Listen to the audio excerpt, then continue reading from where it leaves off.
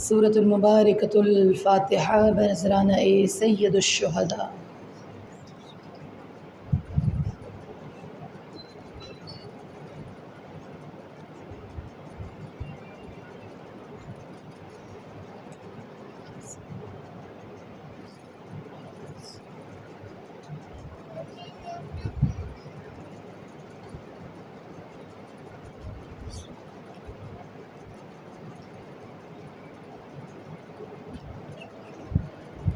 دعائے سلامتی امام زمان علیہ السلام۔ بسم اللہ الرحمن الرحیم۔ اللہم کل ولیک الحجۃ ابن الحسن صلواتک علیہ وعلی آبائہ فی هذه الساعة وفی کل ساعة ولیا وحافظا وقائدا وناصرا ودلیلا وعینا حتى تسکنہ ارضک طوعا وتمتعہ فیہا طویلا برحمتک یا ارحم الراحمین۔ صلوات۔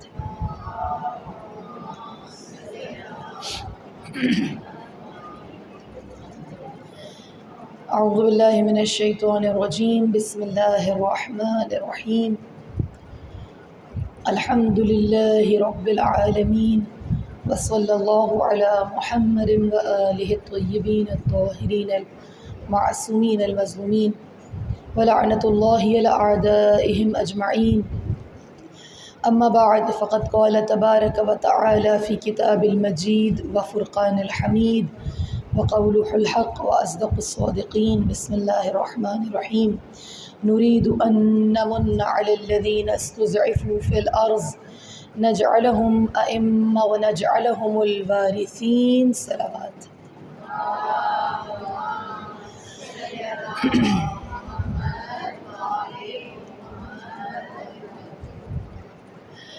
تمام تر حمد و ثنا ذات واحد کے لیے کہ جو رحمان ہے، جو رحیم ہے، اور وہ پروردگار عالم کہ جس نے اپنی مہربانی و نوازش سے شب یلدا کے سینے سے سفیدہ سحری کو نمود دی اور رات کے اندھیروں کو دن کے اجالوں میں بدلا، اور وہ پروردگار عالم کے جس نے مجھے اور آپ کو موقع دیا، سعادت بخشی، توفیق دی فرش عزا امام علی مقام پر آنے کی۔ اور پچھلے 7 دنوں سے ہم آغاز مجلس اسی شکرانے سے کر رہے ہیں کہ خدا نے مجھے اور آپ کو ان لوگوں میں قرار دیا کہ جن لوگوں کے دلوں میں، جن قلوب میں اہل بیت اطہار علیہ السلام کی محبت ہے، اور وہ فرش عزائے مقام علی مقام پر سید الشہداء پر آ کر بیٹھتے ہیں۔ خدا جسے چاہتا ہے یہ توفیق عطا کرتا ہے، خدا جسے چاہتا ہے یہ سعادت بخشتا ہے، خدا جس کے دل میں چاہتا ہے محبت حسین کو، محبت سید الشہداء کو ڈالتا ہے۔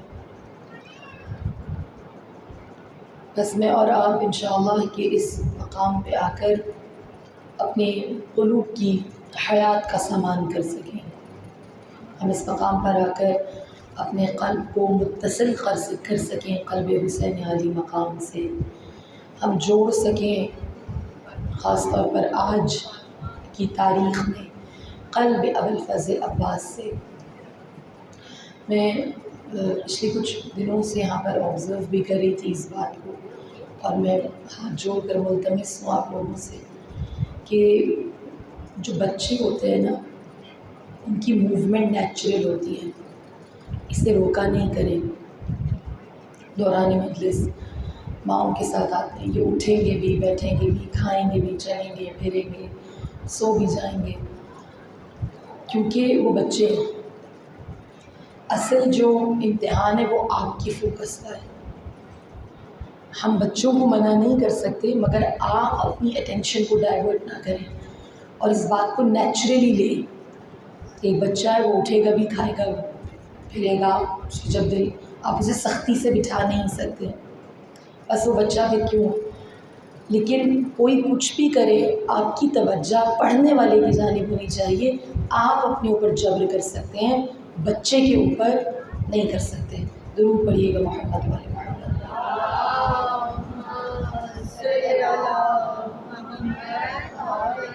محمد وعجل فرجهم۔ بس ہم نے بات کو یہاں تک پہنچایا کہ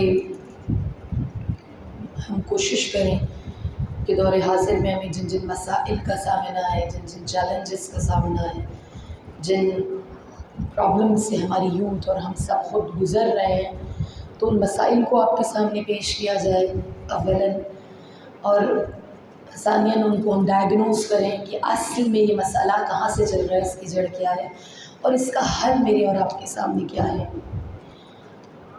ہم نے آج قلب سے بات شروع کی، تو یہ کہ جو انسان کا قلب ہے، جو انسان کا دل ہے، وہ فقط ایک میڈیکلی، جیسے میڈیکل سائنس میں کہتے ہیں، صرف ایک گوشت کا لوتھڑا نہیں ہے، صرف ایک پمپنگ مشین نہیں ہے جو آپ کے بلڈ کو پمپ کر رہی ہے، بلکہ روحانی اور معنوی دنیا میں قلب ایک ایسا مرکز ہے کہ جو نور کو ریسیو کرتا ہے، اس کے اندر یہ صلاحیت ہے۔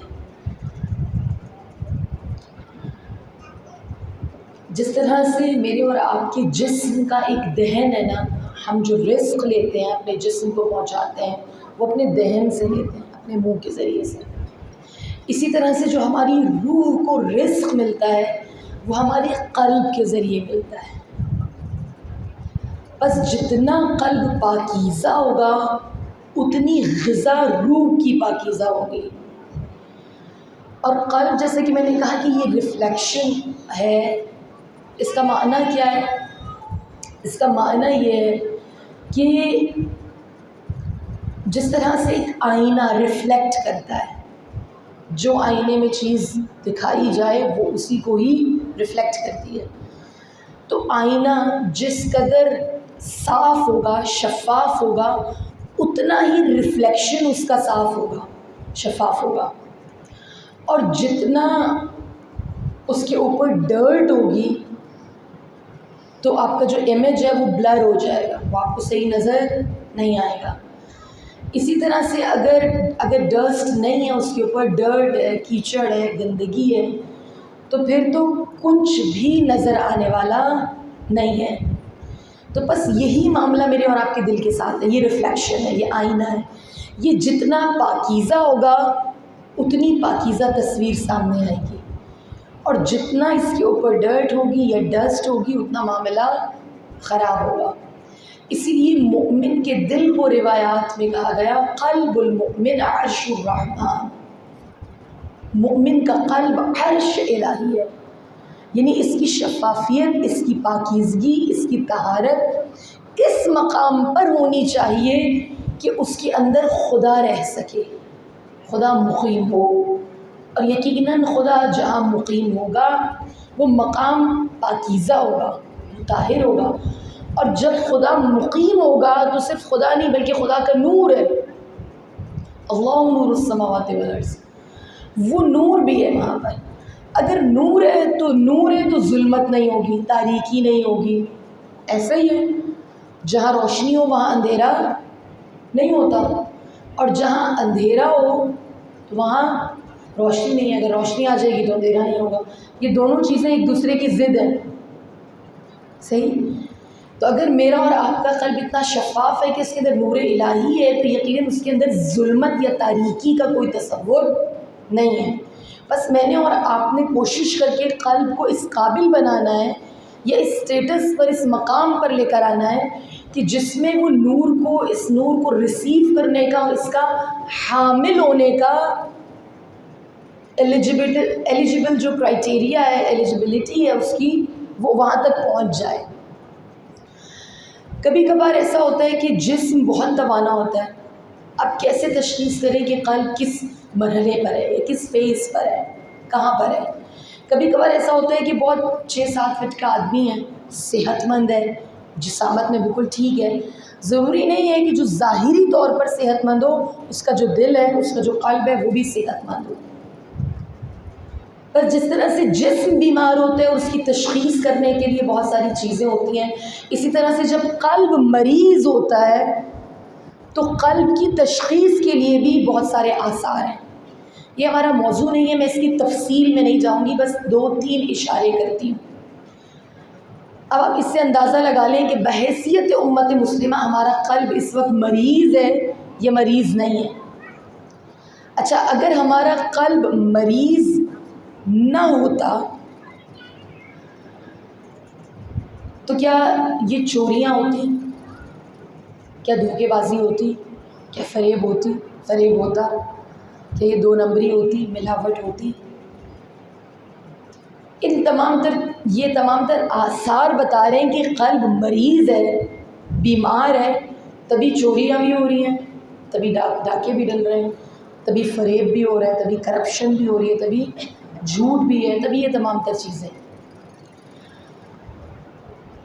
اور اگر میں اس سے تھوڑا سا ایک سٹیپ اور آگے بڑھوں کہ قلب کے مریض ہونے کا ایک اور فیز ہے، اور یہ بدترین ہے، یہ انسان کو قلب جو بات کی تھی اس کی آنر، اس کی ڈگنیٹی سے گرا دیتا ہے، اس کی شرف اور منزلت اس کی کم کر دیتا ہے، ختم کر دیتا ہے۔ وہ کیا ہے؟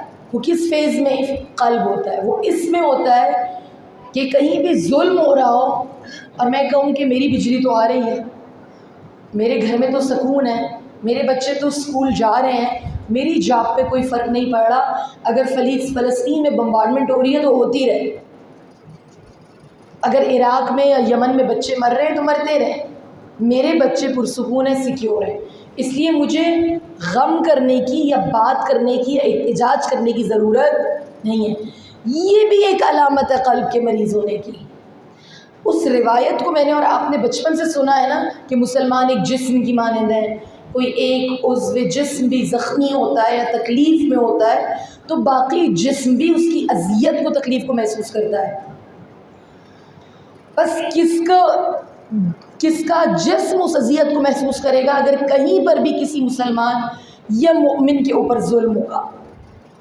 وہ محسوس کرے گا کہ جس کا قلب زندہ ہے، حی ہے، جس کا قلب حیات رکھتا ہے، جس کا قلب پاکیزہ ہے، جس کا قلب بیمار نہیں ہے، بس وہ شخص ہے کہ جو ان بیماریوں سے پھر پاک ہوتا ہے، ان سے آگے نکلتا ہے۔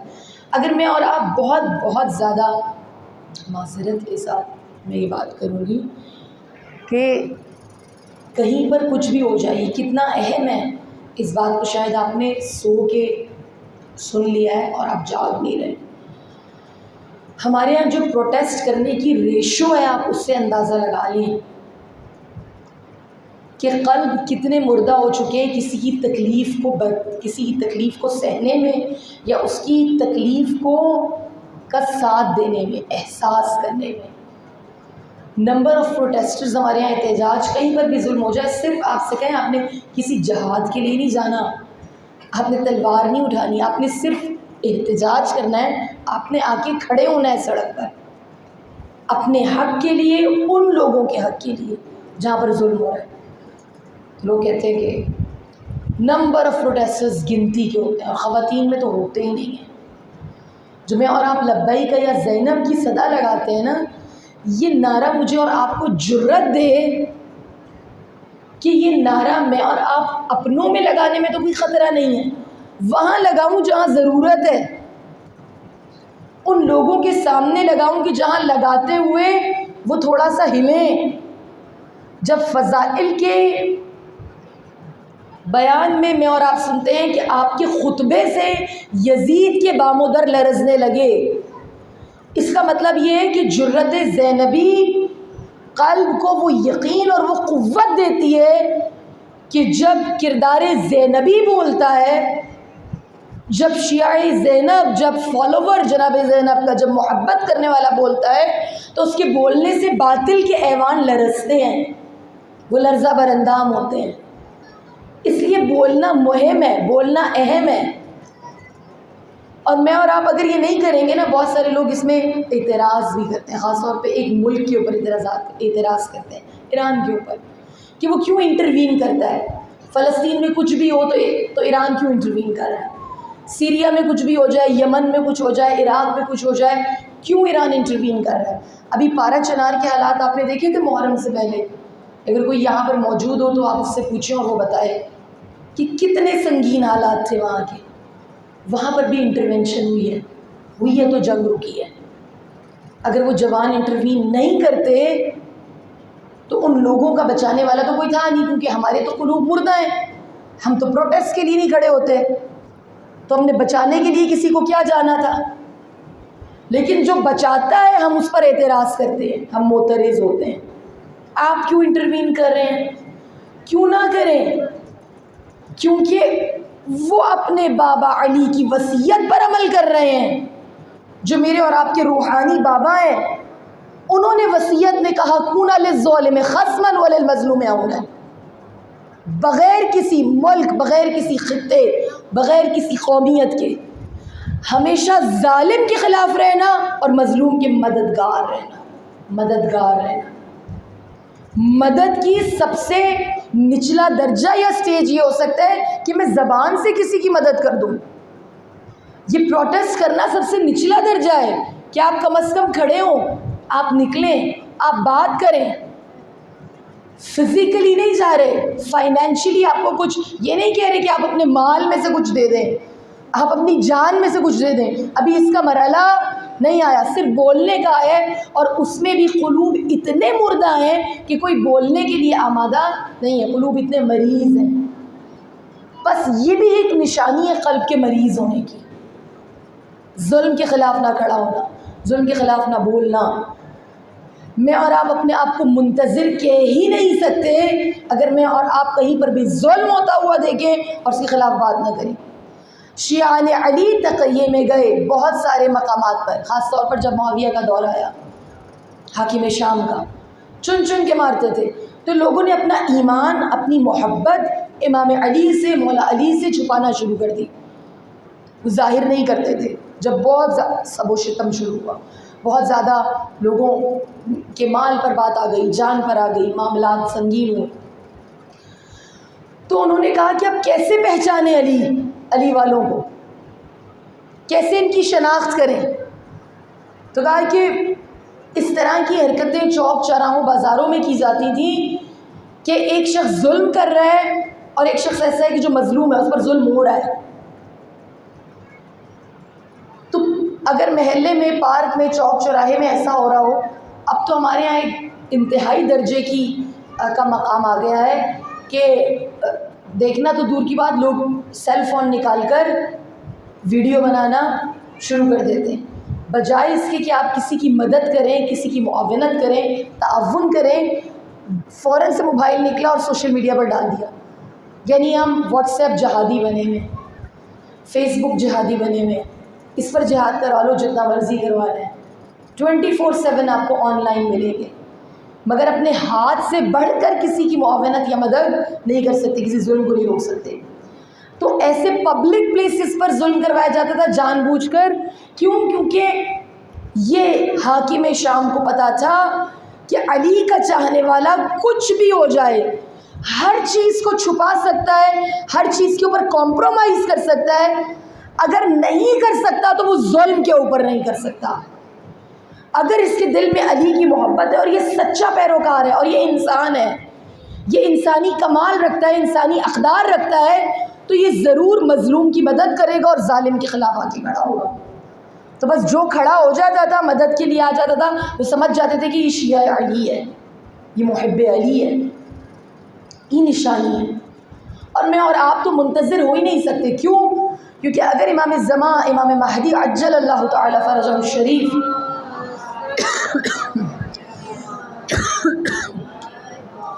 اگر آپ کے بارے میں کہا جائے کہ معتبر ترین حدیث اور مستند حدیث کیا ہے تمام فرقوں میں مسلمانوں کے، تو یہ حدیث بیان کی جاتی ہے اور یہ اتنی مشہور ہے کہ اگر اس کی میں شاید عربی کو پڑھوں تو آپ کو اردو اس کی ذہن میں آ جائے.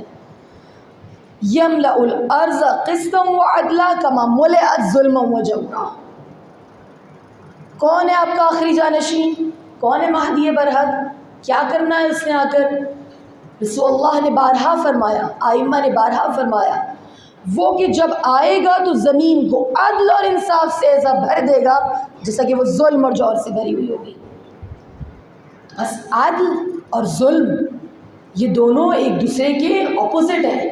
جسے روشنی اور اندھیرے کی مثال دی روشنی ہے، نور ہے تو اندھیرا نہیں ہوگا، اندھیرا ہے تو اس کا مطلب ہے نور نہیں ہے وہاں پر. اسی طرح سے اگر ظلم ہے تو عدل نہیں ہے، عدل ہو گیا تو ظلم نہیں ہوگا. یہ دونوں ایک دوسرے کی متضاد ایٹریبیوٹس ہیں، صفات ہیں. بس اگر میں اور آپ امام عادل کی منتظر ہیں تو ہمیں ظلم کے خلاف آواز اٹھانی ہے، ہم نے مظلوم کا ساتھ دینا ہے حتماً. بس ہم قلبی کیفیت کی بات کر رہے ہیں. قلب اگر مریض ہے تو کیسے اسے آمادہ کرے، کیسے اس کے اندر وہ قدر لے کر آئیں کہ جو قلب کے لیے خداوند متعال کو سب سے زیادہ مطلوب ہے. اور وہ کیفیت یقین ہے، حالت یقین ہے. اگر حالت یقین میں ہے قلب تو حتماً پھر وہ مریض نہیں ہے. اس پر دو جو پہلی تقاریر تھی آپ کے سامنے گوش گزار کی تھی کہ یقین کی کیفیت کو حاصل کیسے کیا جاتا ہے، اس کیفیت کو کس طرح سے میں اور آپ حاصل کر سکتے ہیں. بس یہ کیفیت ہے یقین کی، اور مجھے اور آپ کو اس کیفیت میں اپنے قلب کو لے کر آنا ہے، حتماً لے کر آنا ہے. یہ کیفیت کیسے آئے گی اور اس کا ڈیولپ ہونا کتنا امپورٹنٹ ہے، اتنا اہم ہے کہ کبھی کبھار قرآن اور حدیث میں موت کو یقین اور یقین کو موت کہا گیا ہے. موتوا قبل ان تموتوا، امیر المؤمنین امام علی ابن ابی طالب علیہ السلام کا فرمان. آپ کہتے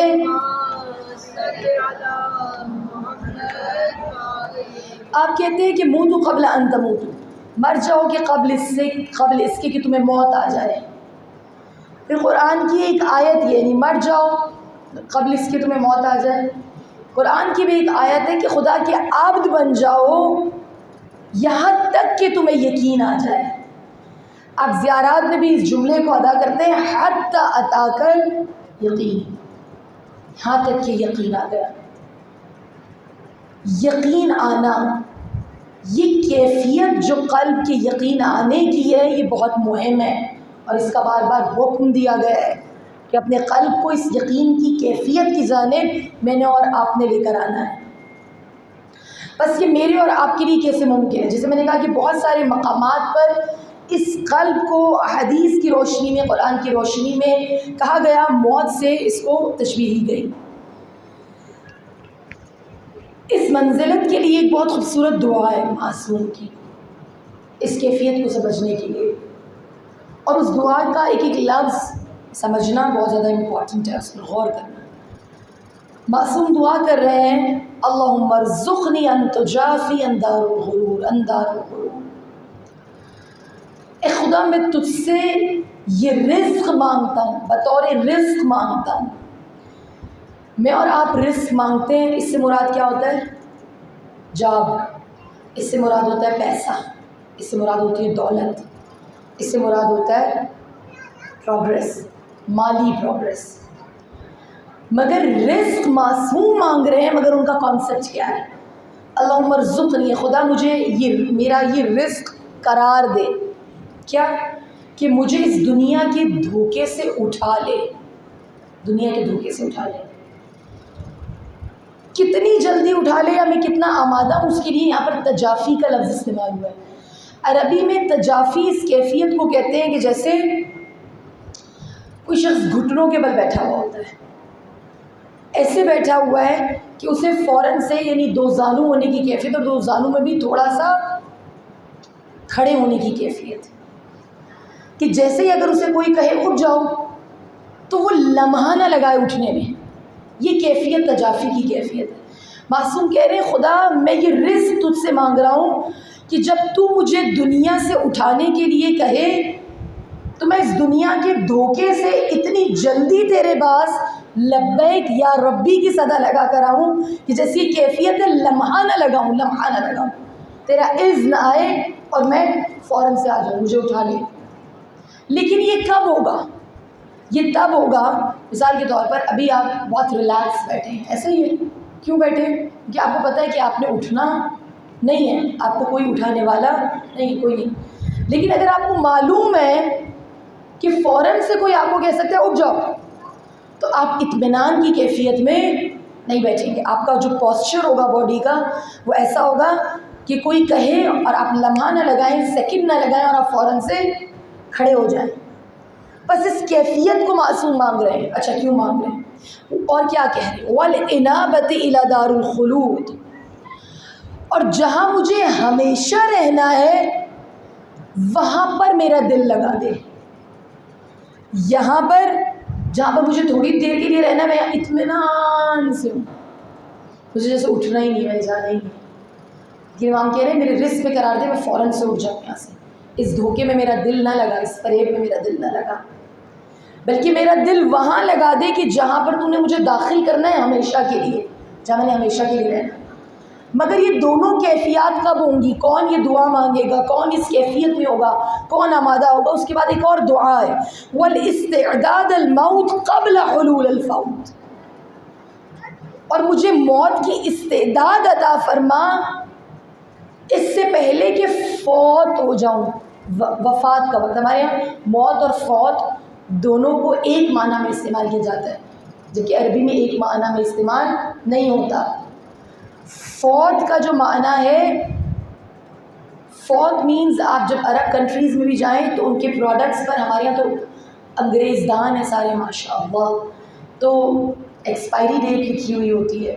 انگریزی کو بہت ہم فوقیت دیتے ہیں، جو انگریزی بولے اسے پڑھا لکھا سمجھتے ہیں بہت زیادہ. ہمارے یہاں ایک لرنڈ پرسن، ایک پڑھے لکھے انسان کا معیار یہ ہو گیا ہے کہ جو انگریزی بولے تو سمجھا جاتا ہے بہت پڑھا لکھا ہے. ہاں، حالانکہ اگر آپ اس زبان کو صرف زبان کے طور پر لیں تو ٹھیک ہے، کمیونیکیشن کے لیے نہیں ٹھیک.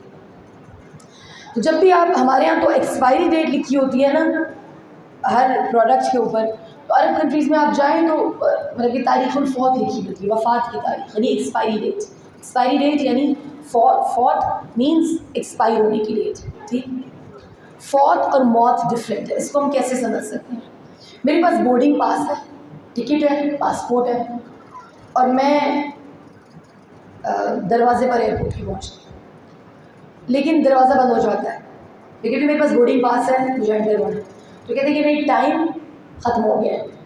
میں کہوں کیا جہاز اڑ گیا ہے؟ نہیں، جہاز نہیں اڑا، جہاز ہے مگر دروازہ بند ہو گیا، بورڈنگ ٹائم بند ہو گیا. اب آپ کے پاس پاس بھی ہو تو آپ نہیں جا سکتے. اس کا مطلب کیا ہے؟ ایکسپائری. موت نہیں ہوئی ابھی، لیکن ایکسپائری ٹائم آ گیا ہے. میرے اور آپ کے لیے یہ کیفیت کیا کیفیت ہے؟ یہ کیفیت ہے کہ ملک الموت آ گیا ہے، اس کا مطلب ایکسپائری ہو گئی ہے. اسے آپ نے دیکھ لیا. اس کو دیکھتے ہی بہت سارے لوگ ہوتے ہیں جو ساری زندگی اس کیفیت میں گزارتے ہیں، کفر کی کیفیت میں، ایمان نہیں لے کر آتے. مگر جیسے ہی دیکھتے ہیں کہ ملک الموت آ گیا ہے اور اب موت کا وقت قریب ہے تو کہتے ہیں خدا ہم تیرے اوپر ایمان لے آئے.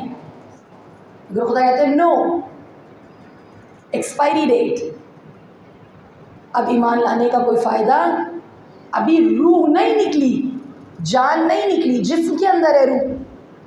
فرعون کی کیفیت میرے اور آپ کے سامنے. کسی عذاب میں مبتلا ہوتا تھا، ایک کمرہ اس نے بنایا ہوا تھا، آتا تھا خدا سے معافی مانگتا تھا، اب نہیں کروں گا، دوبارہ جا کے مجمع میں جا کے دربار میں جا کے میں خدا ہوں، پھر خدائی کا دعویٰ. پھر کسی نہ کسی بات کا شکار، عذاب کا شکار، واپس آیا، واپس آ کر پھر معافی مانگی. اب کیا ہوا؟ جب ڈوبنے لگا دریائے نیل میں، پھر کہا کہ خدا اب نہیں کروں گا، اب معاف کر دے.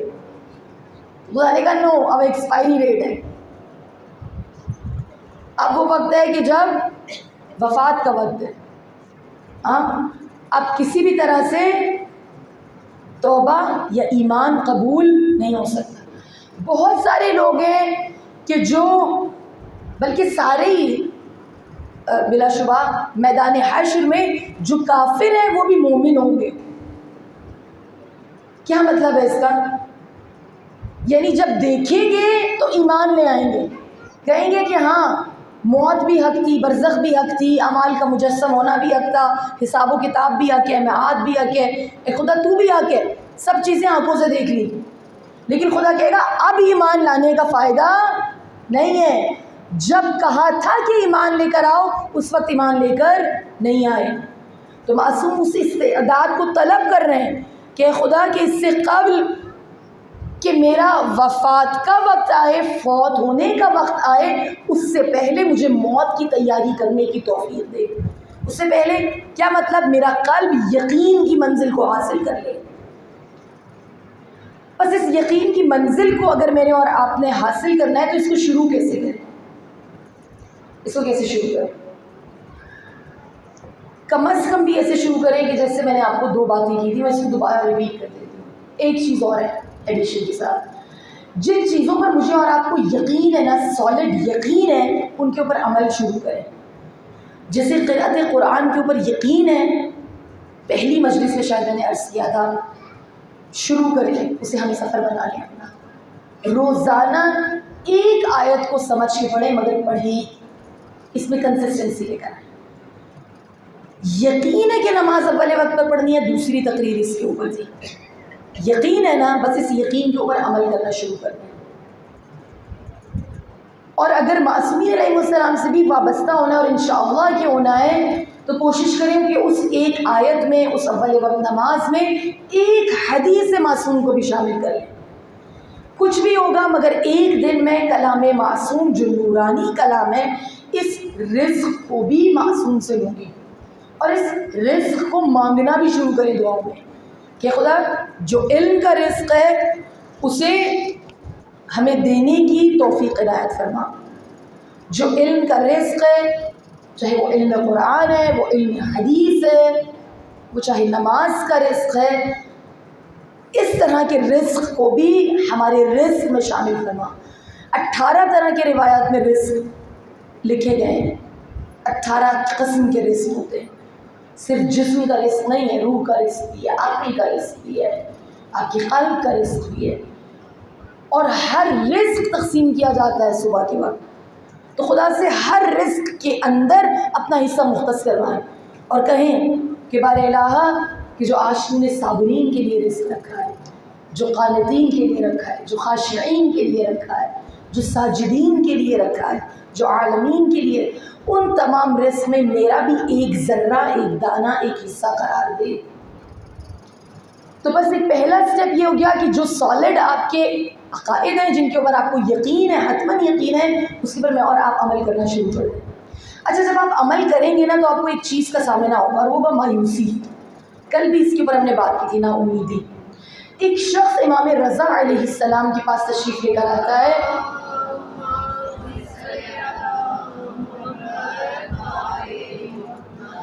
اور آ کر کہتے ہیں کہ امام میں نا میرا ایمان ختم ہو گیا ہے، بس مجھے لگتا ہے کہ جیسے ہم نے کفر اختیار کر لیا۔ ہم نے کہا کیا ہوا؟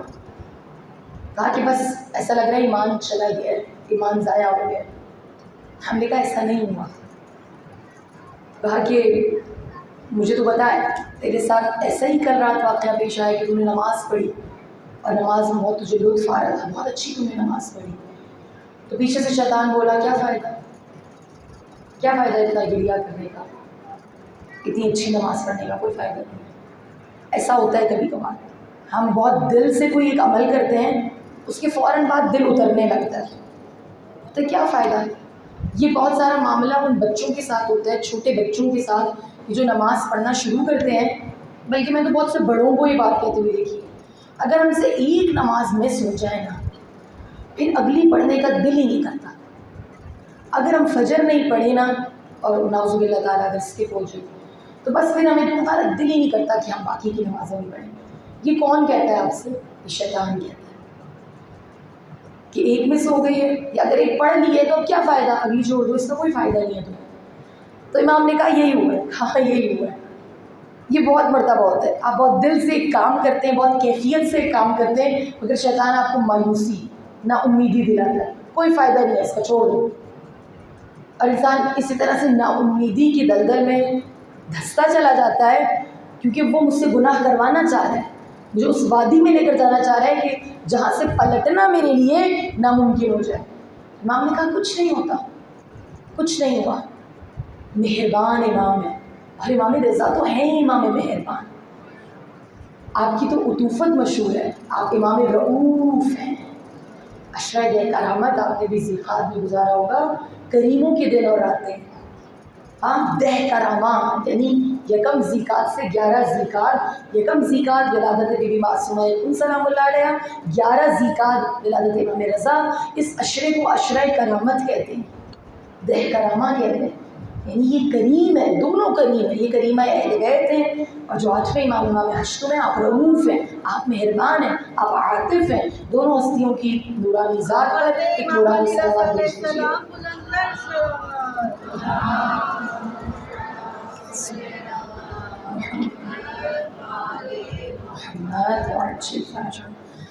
بس جب وہ کہتے ہیں امام کی کچھ نہیں ہوا، تمہارے پاس جواب نہیں تھا اس لیے تم مایوس ہو گئے، نا امید ہو گئے، تو ایک بہت خوبصورت جملہ آپ نے ارشاد فرمایا امام رضا نے، امام ہشتم، آپ نے کہا کہ شک بہت بری منزل ہے مگر بہت اچھا راستہ ہے۔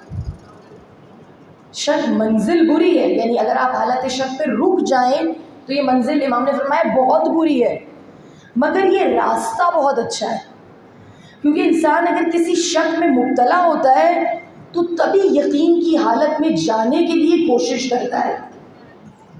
کبھی بھی اپنے بچوں کو اگر وہ خدا کے بارے میں سوال کریں، اگر وہ رسول کے بارے میں سوال کریں تو انہیں روکا نہ کریں کہ اوہ یہ بہت توہین ہو گئی ہے، نہیں، اگر وہ حالت شک میں آتے ہیں کسی چیز میں تو آنے دیں، کیونکہ یہ بہترین راستہ ہے امام نے فرمایا حق تک پہنچنے کا۔ آج کے جوانوں کے ذہنوں میں الحاد اور کفر ڈالا جا رہا ہے تو توحید کے بارے میں وہ سوال کرتے ہیں، تو ہمارے اپنے اساتید بہت سارے جب ہم ڈسکس کرتے ہیں اور ہماری ڈسکشن ہوتی ہے، مباحثہ ہوتا ہے، جب لوگ سب اپنے ایکسپیرینس بتا رہے ہوتے ہیں تو یہ ایکسپیرینس بھی سامنے آتا ہے کہ کچھ ٹیچرز ہوتے ہیں وہ گھبرا جاتے ہیں، کہتے ہیں کتنا سمجھائیں خدا کی توحید کو، یہ سوال کرتے ہیں، یہ سوال کرتے ہیں، یہ سوال کرتے ہیں، اس طرح کی بات کرتے ہیں، حتیٰ کہ یہ کہنے کی یعنی نہج پر ہوتے ہیں، یہاں تک کہ کہتے ہیں خدا وجود ہی نہیں رکھتا، یہ بچے کہنے لگے ہیں۔ تو آپ کیا کریں؟ تحمل کریں اور ان کے لیے راستہ ریسرچ کا، تحقیق کا کھولیں تاکہ وہ اس حالت شک سے حالت یقین میں آ سکیں۔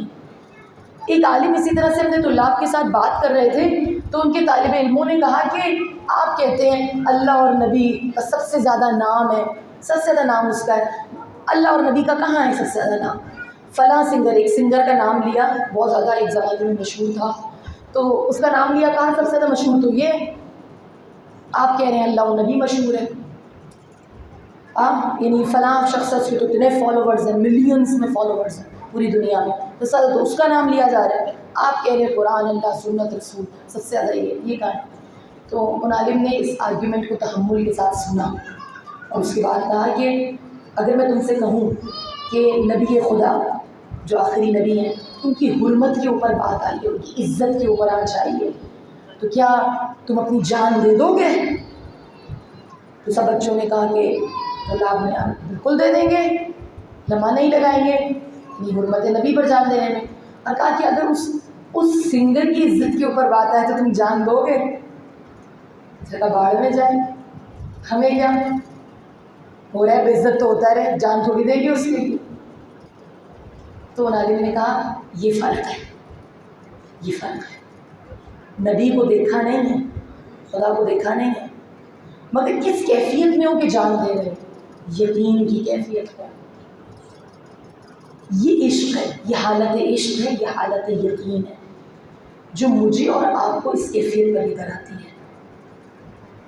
اس زمانے میں جو لوگوں کی یقین کی کیفیت ہے نا، جن کی ہے، جو اس منزل پر لے کر جاتے ہیں، وہ بہت اعلیٰ و عرفہ ہے، اسی لیے آج کا جو دور ہے نا وہ لبیک یا حسین کا دور ہے، اسی لیے جو آج کا دور ہے وہ سلام فرمندے کا دور ہے۔ کیوں ہر قوم کا بچہ کہہ رہا ہے سلام فرمندے؟ کیوں کہہ رہے ہیں رہبر آپ پر میرا سلام، اے امام آپ پر میرا سلام؟ کیونکہ جو یقین کی کیفیت ہے وہ اس زمانے میں مختلف ہے، کیونکہ ظہور بہت نزدیک ہے، بہت نزدیک ہے، اور یہ یقین کی کیفیت مجھے اور آپ کو کہاں سے ملے گی؟ کہاں سے ملتی ہے؟ ان جوانوں کی جانب میں۔ اور آپ دیکھیں کہ ایک وقت تھا کہ جب محرم سے پہلے 13 ملین لوگوں کو شہید کیا گیا، قتل کیا گیا عراق کی سرزمین پر، معلوم تھا موت ہے اس علاقے میں، معلوم تھا بامز ہیں، معلوم تھا فائرنگ ہے، سب کچھ ہے، مگر پھر بھی اربعین پر پوری دنیا سے 20 ملین لوگ جمع ہوتے ہیں. کیوں جمع ہوتے ہیں؟ کیونکہ حالت یقین میں ہو رہا ہے بام بلاسٹ ہونے دو، جان جا رہی ہے جائے، حالات خراب ہیں ہوتے رہیں، مگر ہمیں یقین ہے، ہماری کمٹمنٹ ہے سید الشہداء کے ساتھ، ہم کمیٹڈ ہیں امام حسین کے ساتھ. اگر IS کا دور آتا بھی ہے، داعش کا دور آتا بھی ہے تو آتا رہے. اب یہ وہ زمانہ نہیں ہے، 1870 نہیں ہے کہ کوئی سید الشہداء کے روضے کی لکڑیوں کو جلا کر چائے بنا کر پی کر چلا جائے. اب یہ وہ دور نہیں ہے، اب یہ نہیں ہونے دیں گے. اب یہ وہ دور ہے کہ اگر 10 کلومیٹر کی دوری پر بھی IS رہ جائے تو جوان محاصرہ کرتے ہیں سید الشہداء کی قبر کا. اگر سیدہ زینب کے روضے کے قریب ہی اتنی قریب بمبارڈمنٹ شروع ہو جاتی ہے تو عباس بریگیڈ آتی ہے اور آپ کے روضے کو چاروں جانب سے گھیرتی ہے اور صدا لگاتی ہے نحن عباسک یا زینب، ہم سب آپ کے عباس ہیں یا زینب. بس جو اللہ یا رسول اللہ یا علی یا اللہ صلی علی. سب سے آخر والے زیادہ بیدار ہیں، اس کا مطلب، اس نعرے کا مطلب یہ. اچھا ہم سب آپ کے عباس ہیں، مطلب یہ کہ آپ کا خیمہ جو شام غریبہ جلا بس وہ آخری مرتبہ تھا یا زینب، اب دوبارہ ہم آپ کا خیمہ جلنے نہیں دیں گے. ہم کھڑے ہیں آپ کی محافظت کے لیے، ہم کھڑے ہیں آپ کی حفاظت کے لیے، ہم سب آپ کے عباس ہیں. یہ حالت یقین، اس حالت یقین کو میں نے اور آپ نے پاکستان میں بھی ایکسپیرینس کیا ہے ایک مقام پر. کب کیا ہے؟ یاد ہے نیشنل پارک میں کراچی میں ایک دھماکہ ہوا تھا. جو لوگ کراچی سے ہیں یا جانتے ہیں کراچی کا جلوس، کبھی آپ نے اٹینڈ کیا ہو تو آپ کو معلوم ہوگا کہ وہاں پر کوئی 30 سے 40 کے قریب علم بہت بڑے بڑے ہوتے ہیں. اتنے بڑے علم کہ عمومی طور پر آپ نے، مجھے نہیں لگتا کہ پورے پاکستان میں یا کہیں پر اتنا لمبا علم کوئی دیکھا ہوگا، 25 فٹ 30 فٹ تک. یعنی اگر کسی بلڈنگ کے سامنے ہو تو کئی فلورس کو وہ علم کراس کر جائے. اتنے بڑے بڑے علم ہوتے ہیں. ان میں سے 4-5 تو ایسے ہوتے ہیں جو ایک ہی جگہ رہتے ہیں. ہمارے جوانوں نے پہنی ہوئی ہوتی ہے، اس علم کو اٹھایا ہوتا ہے، مگر وہ اس قدر بھاری ہوتے ہیں کہ آپ ان کو لے کر چل نہیں سکتے. وہ 3 یا 4 اپنی جگہ پہ رہتے ہیں، مگر باقی کے جو 30-35 ہیں وہ موو کرتے ہیں، اور وہ بھی بہت ہائٹ کے ہوتے ہیں. مگر جب اسے موو کرتے ہیں تو بہت ساری سپورٹ بھی ہوتی ہے، ہماری بھی ہوتی ہے، جوانوں نے پکڑا ہوا ہوتا ہے. جب یہ بلاسٹ ہوتا ہے تو اس بلاسٹ کی، ہر بلاسٹ کی ایک علیحدہ چیزیں اس کے اندر استعمال ہوتی ہیں. جیسے بیرنگز یوز کیے کرتے ہیں، بال بیرنگز، اور اس کی آواز ایسی تھی کہ میرے بابا تو وہی تھے، انہوں نے بتایا اس وقت آن دا اسپاٹ موجود تھے، اور یہ بلاسٹ ہوا بھی وہیں تھا جہاں پر یہ علم ہوتے ہیں بہت سارے. اس کی آواز اس قدر تھی کہ بہت سارے لوگوں کے دل بند ہو گئے تھے اس آواز سے. بہت سارے لوگوں کی شہادت صرف دل بند ہونے سے ہو گئی تھی، اتنا زوردار دھماکہ تھا. لیکن وہ جو 30-40 علم جو بہت بھاری ہیں، جو حمائل کے ذریعے سے جوانوں نے پکڑے ہوئے ہیں، جن کی رسیوں کو بھی پکڑا ہوا ہے، تھاما ہوا ہے، اور جلوس رواں ہے، خدا شاہد ہے کہ جوانوں نے ان بیرنگز کو اپنے جسموں پر کھایا، شہید ہو گئے، بہت سے زخمی ہو گئے، لہو لہان تھے. مگر خدا شاہد ہے کہ کوئی ایک علم گرنا تو دور کی بات، جھکنے نہیں دیا، جھکنے نہیں دیا. چھوٹے سے چھوٹا، بڑے سے بڑا.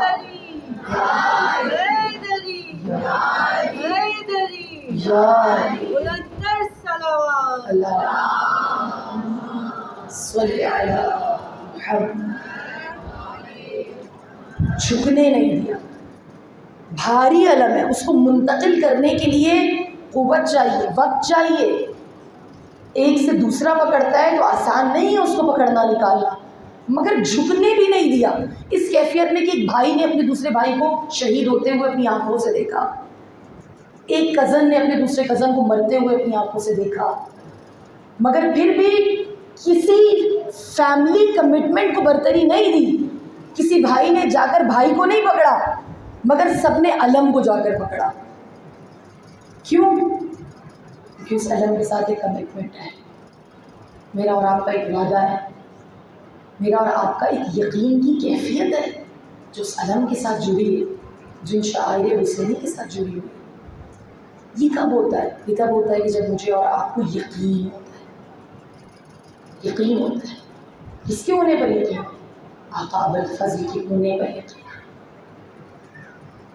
آج کا دن جن سے منسوب کیا جاتا ہے، میں اور آپ اس یقین کی کیفیت کو مانگے. کیوں؟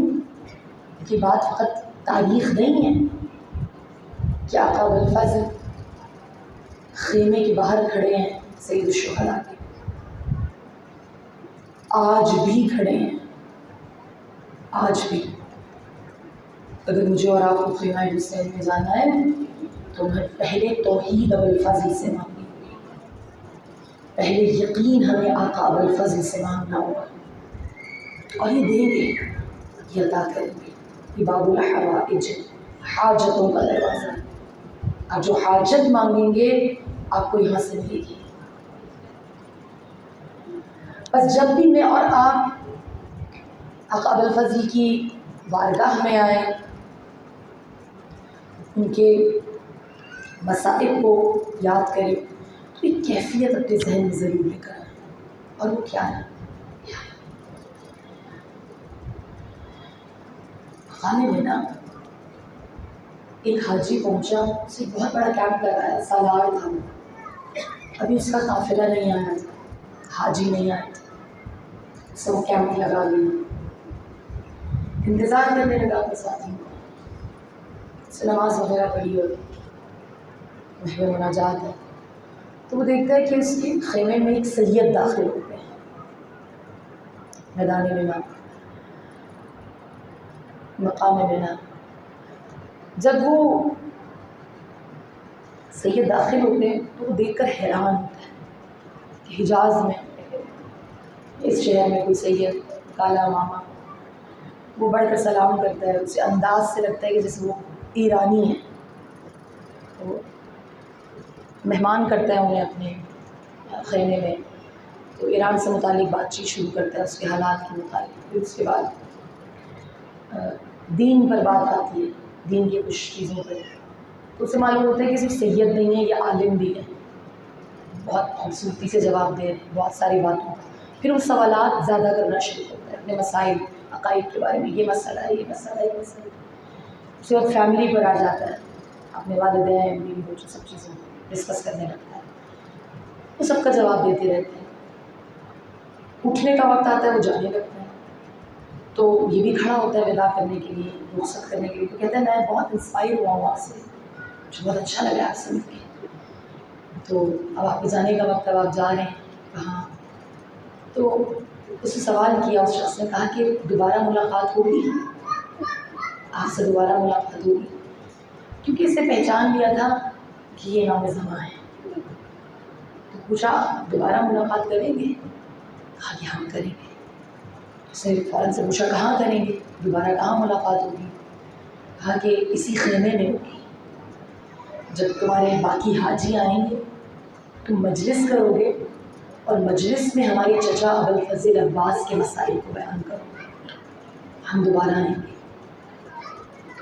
کہتے میں نے اس بات کو اپنے دل میں رکھا. سب لوگ آ گئے، استراحت کیا، آرام کیا، سب بیٹھ گئے. میں نے کسی سے نہیں کہا کہ مجلس کرنی ہے. خود بخود یہ باتیں ہونے لگی خیمے کے اندر کہ سب مومن جمع مجلس کرتے ہیں. مجلس کا ماحول بن گیا.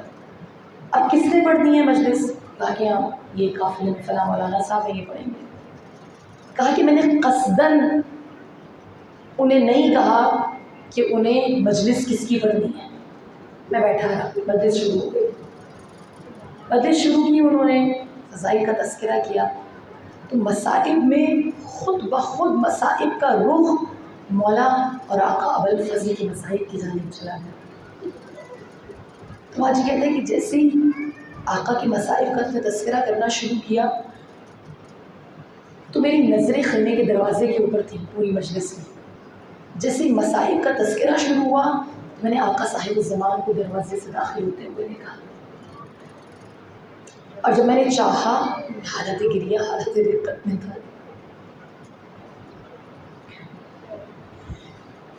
میں چاہا کہ میں امام کے قدموں سے لپٹ جاؤں، مجھے اشارہ کیا شروع کا، مجھے یقین ہو گیا اس دن سے کہ جس مجلس میں بھی آقا ابوالفضل کا تذکرہ ہوگا صاحب العصر ضرور آئے گا۔ آقا امام زمان، کاش کہ شاید میری زندگی کی آخری مجلس ہو سکتا ہے میں آخری مرتبہ حسین پر گریہ کر رہی ہوں،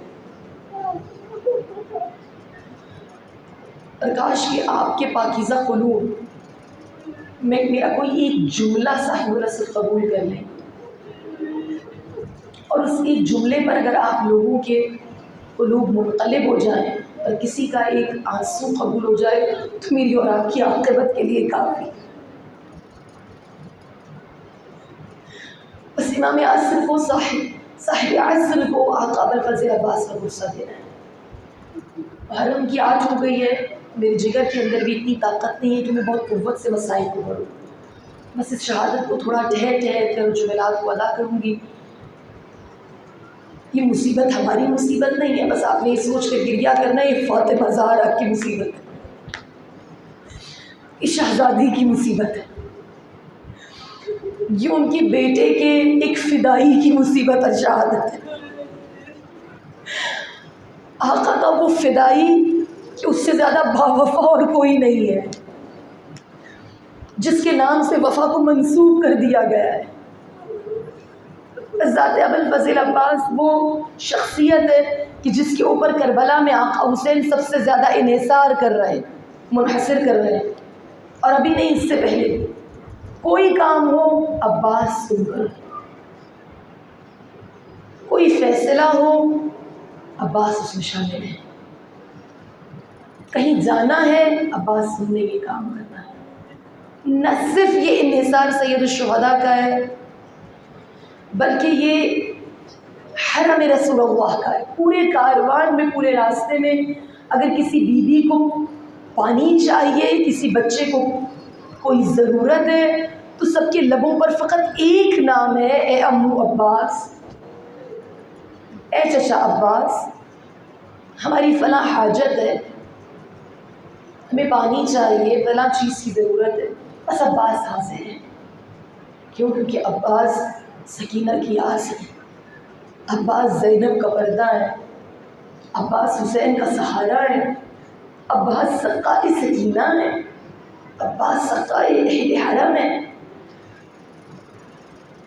بس آپ کی قلوب آمادہ ہے، کربلا میں آ جائے، عصر عاشور قریب ہے، تمام اصحاب اس دنیا سے جا چکے ہیں، عباس کچھ کہتے نہیں ہیں، اپنے سر کو جھکا کر آقا حسین کے قریب آتے ہیں۔ آقا جان گئے کہ عباس بھی اب جانا چاہتے ہیں انہیں چھوڑ کر۔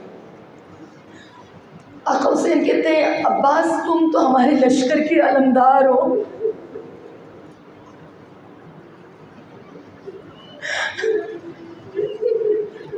تم تو ہمارے لشکر کے علمدار ہو، مظلومیت حسین کا اندازہ لگائیں۔ عباس دائیں جانب دیکھتے ہیں، بائیں جانب دیکھتے ہیں اور کہتے ہیں آقا اب وہ لشکر ہی کہاں رہا کہ جس کا عباس علمدار تھا، آقا اب تنہائی ہے، اب کوئی نہیں ہے۔ اچھا عباس تم بھی ہمیں چھوڑ کر جانا چاہتے ہو، جاؤ ذرا خیمہ زینب میں جاؤ، بیویوں سے آخری ودا کرو۔ کہتے ہیں عباس خیمہ زینبیہ میں آئے، خیمہ حرم میں آئے۔ یہ وہ کربلا کا واحد شہید ہے کہ جس کا ماتم اس کی زندگی میں کیا گیا ہے۔ بیویوں نے عباس کو حلقے میں لیا، کوئی بیوی سر کو پیٹ کر کہتی تھی واہ حجابہ، کوئی کہتی تھی واہ محمدہ، کوئی کہتی تھی واہ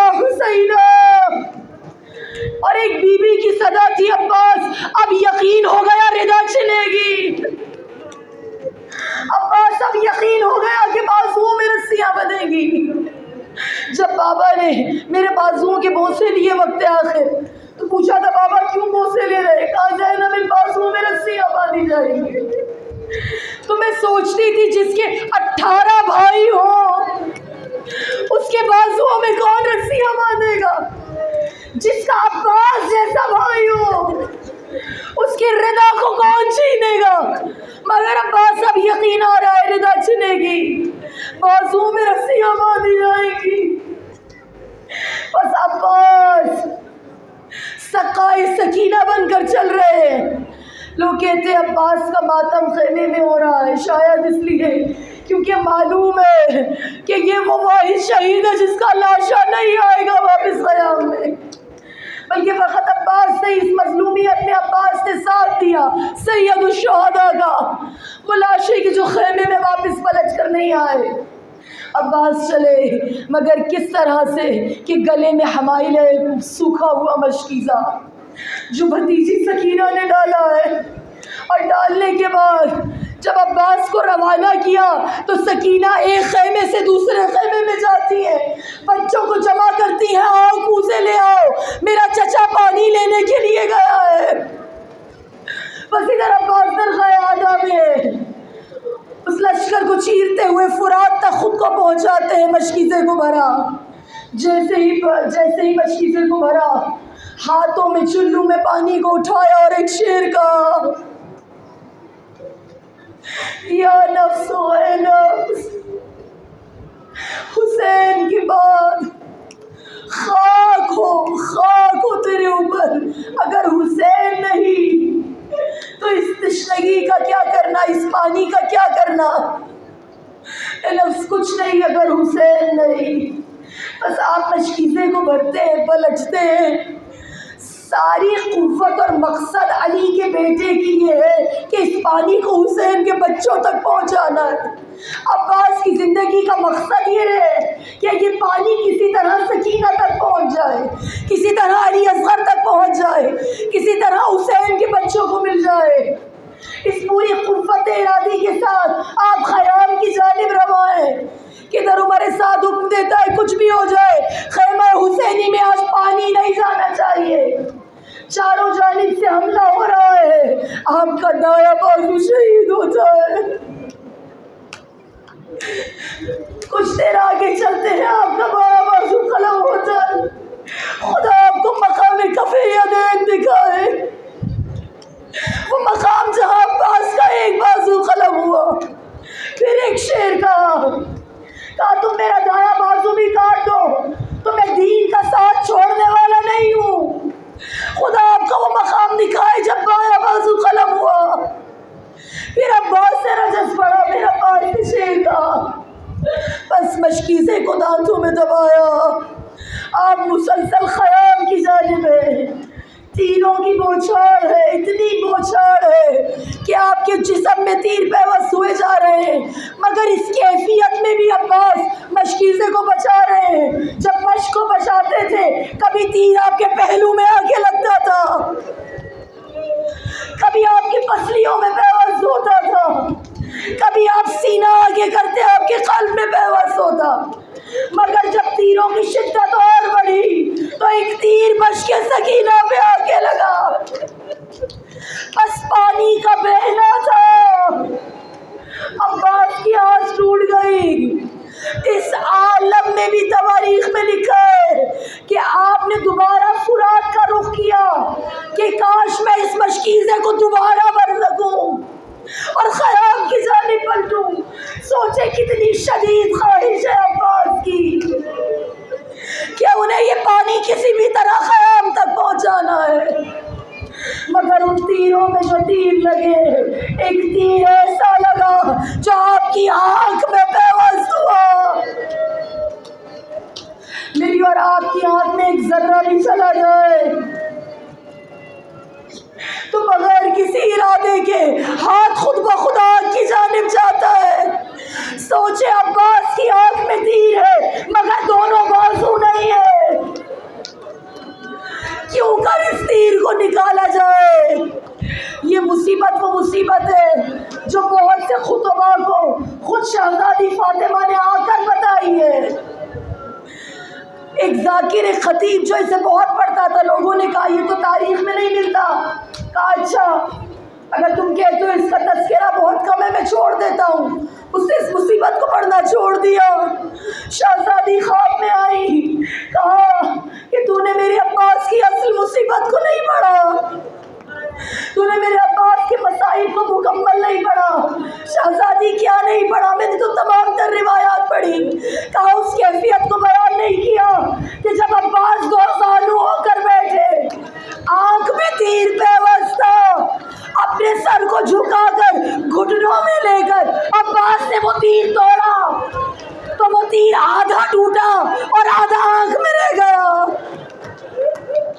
بس جب آپ جھکے ہوئے تھے ایک ظالم نے سر پہ گرز مارا، مثل علی سر شگافتہ ہوا. عباس دین سے زمین پر آئے، ایک ماں کو پرسہ دے دو. وہ ماں جو پوچھتی تھی بقئی میں بیٹھ کر، اے لوگوں بتاؤ جب کوئی شاہ سوار گھوڑے سے گرتا ہے تو کیسے گرتا ہے؟ لوگ کہتے بی بی بازوؤں کا سہارا لیتا ہے. کربلا کی جانب سر پیٹ کر کہتی بتاؤ میرا عباس کیسے زین سے زمین پر آیا ہوگا. بس کہا قادر اگلی، اے آقا غلام کا آخری سلام. حسین کمر کو تھامے عباس کے پاس آئے. اے عباس تیرے جانے سے میری کمر ٹوٹ گئی. آقا بالفضل کا چہرہ جو خون میں تر ہے، آپ کے سر مبارک کو اٹھا کر آقا زانو میں رکھتے ہیں، عباس ہٹا لیتے ہیں. اے عباس ایسا کیوں کر رہے ہو؟ آقا اس لیے کہ اگر میرا وقت آخر ہے میرا سر آپ کے زانو پر ہے، جب آپ کا وقت آخر ہوگا آپ کا سر کس کے زانو پر ہوگا؟ آقا آپ تنہا ہے. عباس ساری زندگی آقا کہا بھائی کہو. آقا میری بھی وصیت ہے، جب دنیا میں آیا تھا آپ کو دیکھا تھا، میری ایک آنکھ میں تیر ہے، دوسری میں جو سر پہ گرز لگا اس کا لہو ہے، آپ کو دیکھنا چاہتا ہوں. آقا حسین نے ابا کا دامن اٹھایا، عباس کی آنکھوں سے لہو کو صاف کیا. اب جو عباس نے دیکھا روح قفس انصری سے پرواز کر گئی. آقا نے کہا انا للہ و انا الیہ راجعون. شاید یہ وصیت اس لیے بھی تھی کہ آقا میرا خیمے میں لاشا نہ جائے. عباس جانتے حسین 3 دن کے پیاسے، تو حسین جو اکبر کا لاشا لا چکے، کیسے عباس کے لاشے کو اٹھائے؟ پس علم کو اٹھایا خیام کی جانب آئے. سکینہ نے علم آتا ہوا دیکھا، کہا بچوں آ جاؤ، میرا چچا پانی لے کر آ گیا. مگر جب علم قریب آیا بچی کی آس ٹوٹ گئی.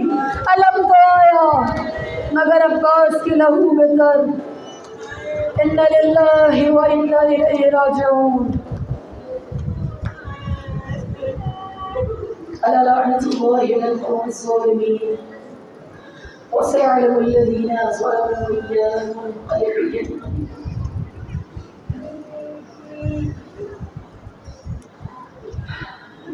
اپنے قلوب کو کربلا کی ظاہر روانہ کریں. میرے اندر تبسم کی وہ طاقت نہیں ہے. ساقت ان کے عباس کا واسطہ دیتے، ان کے بھائی کا، ان کے لشکر کے علمدار کا.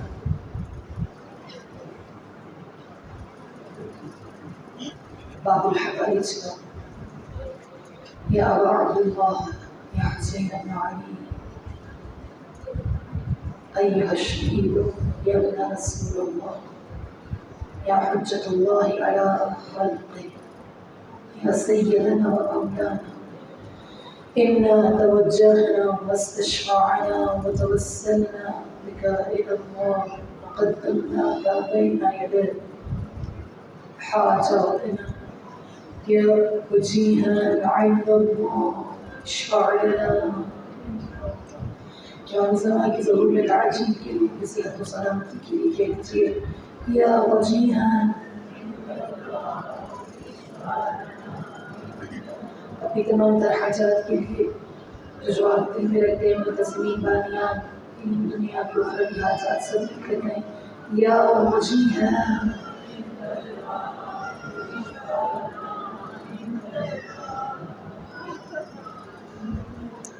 ایک خاتون ہے، ان کا نام کرن ہے، 15 سال سے بیمار ہیں اور یہ جسمانی خون جو کربلا کی ریتی پر بہ گیا، پاس کا سکون کا واسطہ دیتے ہوئے آپ الفاظ سے دعا کرتے سید الشہداء سے دعا کرتے ہیں جتنے مریضان ہیں ان سمیت تمام کو شفایابی نصیب ہو، جتنے مرحومین ہیں اللہ ان کی مغفرت فرمائے، جتنے لوگ یہاں موجود ہیں رزق و وسعت ہو، تمام ایمان کے جانے والوں کی حفاظت ہو، ان تمام در حاجات کے لیے آخری بار کہہ دیں یا وجیہا عند اشفع لنا اللهم عجل وليك الفرج، اللهم عجل وليك الفرج، اللهم عجل وليك الفرج وتقبل منا انك انت السميع العليم، اللهم اغفر للمؤمنين والمؤمنات والمسلمين والمسلمات برحمتك يا ارحم الراحمين. آمين يا حسين.